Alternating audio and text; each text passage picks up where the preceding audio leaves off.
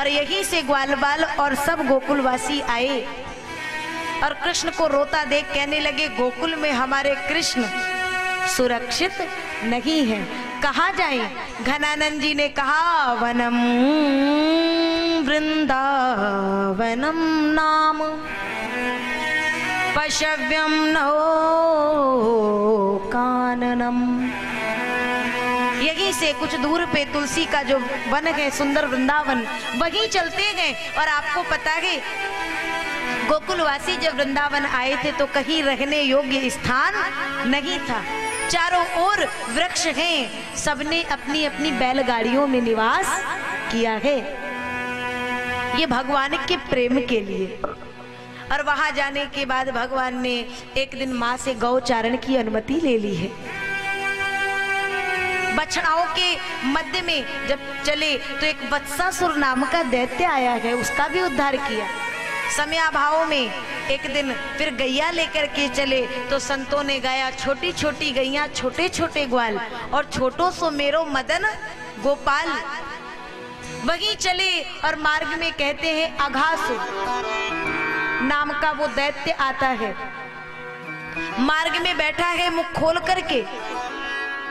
और उस दिन कृष्ण जब गए, जब गैया बछड़ा सब चारा चरने लगे तो कृष्ण ने कहा, भूख लगी है, जिसके जितने भी जो सामग्री लाए हो सब रखो, लेकिन आज मैं प्रसादी पाऊंगा तो केवल मधुमंगल के घर की।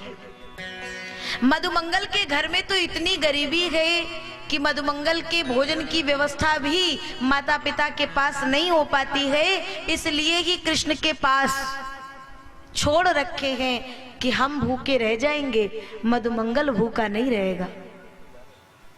और ये भाव की ये कथा कि कृष्ण ने कहा, आज मैं भोजन करूंगा तो केवल मधुमंगल के यहाँ का। भरी सभा में इतना सम्मान, मधुमंगल दौड़ गया, घर पहुंचा, माँ कृष्ण ने मुझसे भोजन मांगा है। माँ रो पड़ी, तुझे तो पता है घर पे कुछ नहीं है, 3 दिन पहले किसी के घर से कढ़ी का प्रसाद आया था, देख ना मधुमंगल, खाने योग्य हो तो ले जा। मधुमंगल ने देखा, पात्र में कढ़ी लिए, लेकिन जो उसकी सुगंध है वो इतनी खट्टी है कि मन खट्टा हो गया। कैसे देंगे कृष्ण को? परंतु तो भी जैसे तैसे कृष्ण के समक्ष कुछ दूर पे पहुंचे, लेकिन जैसे ही कृष्ण को देखे तो हिम्मत नहीं जुटा पाए आगे जाने की। नहीं दे सकता, मना कर दूंगा, घर पे कुछ नहीं था। और ऐसा सोच करके एक श्वास में गट-गट करके पूरी की पूरी कड़ी पी गए। श्री दामा ने कहा, प्रभु मधुमंगल कुछ लाया था, स्वयं पान कर गया। कृष्ण दौड़ करके गए, मधुमंगल चरणों में गिर गया, प्रभु क्षमा करें, ये इतनी खट्टी थी कि मैं आपको कैसे पवाता। भगवान ने कहा, कोई बात नहीं, जितने से ये मेरी भूख मिट सकती उतना अभी भी है, मुख में लगा है। और भगवान मधुमंगल के मुख में लगी कड़ी को चाट चाट करके खा गए। फिर देखते हैं आगे, सब आगे बढ़े।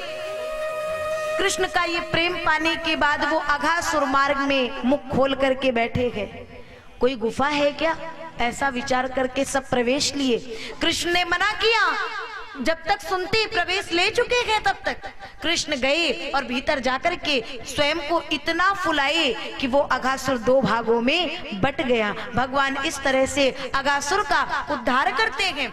लेकिन ब्रह्मा जी को मोह हो गया, इतना भूखा जो किसी के मुख में लगी शीत प्रसादी को चाट चाट के खा जाए, वो मेरा नारायण नहीं हो सकता।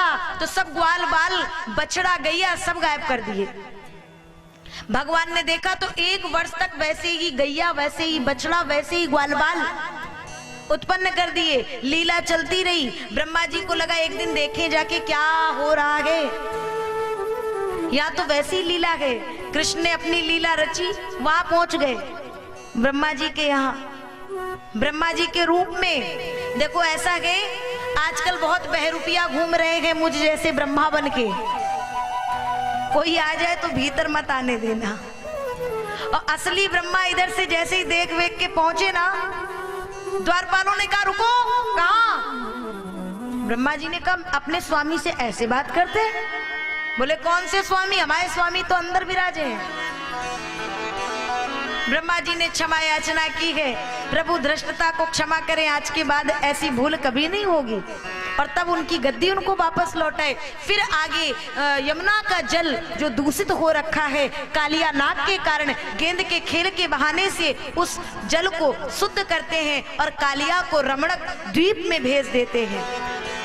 और फिर आगे चर्चा हुई, बड़े बड़े पकवान बन रहे हैं, किसके पूजन की तैयारी हो रही है, मुझे भी कुछ पकवान चाहिए। नहीं नहीं, माँ ने थोड़ी फटकार लगा दी। नंदराय जी के पास गए, नंदराय जी ने बताया ये भगवान पर्जन्यों, भगवान इंद्रो, भगवान इंद्र की पूजा की तैयारी हो रही है। किस लिए? जब वो प्रसन्न होंगे तो जल की वृष्टि करेंगे, जल वृष्टि होगी तो हमारे खेतों में फसल होगी, अन्न की खेती होगी, हमारा जीवन यापन अच्छे से होगा। बस वहीं से तो भगवान को ये लीला करनी थी, इंद्र के मान का मर्दन करना था। इंद्र को अहंकार हो गया है। बाबा कौन सा इंद्र है ये, आपने कभी देखा नहीं? तो फिर देखा नहीं तो पूजा कैसे? कर्मणा जायते जंतु कर्मणैव विलीयते, सुखम दुखम भयम क्षेमम कर्मणेवाभिपद्यते। तो उस इंद्र की पूजा क्यों? जब कर्म प्रधान विश्व रची राखा तो किसकी पूजा करें? साक्षात भगवान गिरिराज जी विराजमान है, उनको छोड़ के इनकी पूजा कर रहे हो। एक बार हमारे कहने से गिरिराज जी की पूजा करो ना। अच्छा, और कहीं गिरिराज जी की पूजा करे और वो नाराज हो गए, कौन? इंद्र। तो बोले आप पूजा की बात लो, जिम्मेदारी हम लेते हैं। तो आपके गिरिराज जी को हमारी शर्तें माननी होंगी, प्रत्यक्ष दर्शन देना होगा, 56 प्रकार के जो व्यंजन है उनका प्रत्यक्ष भोग लगाना होगा, इंद्र के कोप से बचाना होगा। और सरकार इतनी बातें जब भगवान ने मान ली तो सब एक साथ चल दिए गिरिराज जी के पास में, पूजन की समस्त सामग्रियां लेकर के चले गए। लेकिन जब पूजन करने चले तो ओम अपवित्रो पवित्रावा सर्वावस्थांगतोपि वा, लेकिन यहाँ तो सुबह से शाम हो गई, गिरिराज जी के चरणों का एक नख तक गीला नहीं हुआ।